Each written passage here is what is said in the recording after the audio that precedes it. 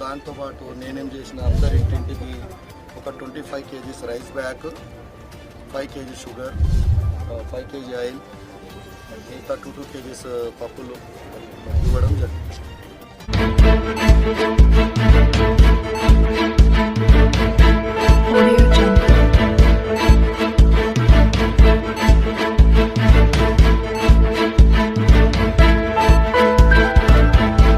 अस्सलाम वालेकुम रहमतुल्लाहि व बरकातुहू। नाज़रीन, आप देख रहे हैं इत्तेहाद टीवी न्यूज़ में हूँ आपके सामने सीनियर जर्नलिस्ट रफ़ीक नूरी।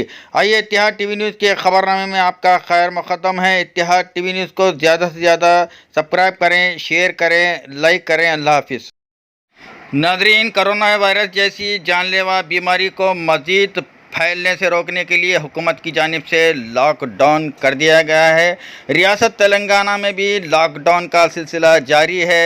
3 मई तक लॉकडाउन में इजाफ़ा कर दिया गया है, तवस्सी कर दी गई है, जिससे गरीब व मज़दूर तबका परेशान हाल है।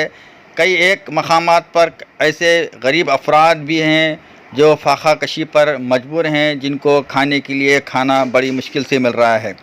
रियासती हुकूमत की जानिब से राशन कार्ड गिरंदाओं को इमदाद फराहम की जा रही है और जिनके पास राशन कार्ड नहीं है उनको मसाइल से दो चार होना पड़ रहा है। इस दौरान चंद ऐसी भी तंजीमें हैं, चंद ऐसे भी सियासी कायदीन हैं जो बिला लिहाज मज़हब व मिल्लत आवाम की मदद के लिए अपने आप को वक्फ करते हुए एक मिसाल कायम कर रहे हैं। एक ऐसी ही मिसाल ज़िले संगारेड्डी के किशारेड्डी पेट की है, जहां के नायब सरपंच मोहम्मद फ़हीम ने लॉकडाउन में गरीब आवाम की इमदाद का बेड़ा उठाया है। उन्होंने आज किशारेड्डी पेट के गरीब 1000 ख़ानदानों में राशन किट तकसीम करते हुए मुकामी आवाम का दिल जीत लिया है।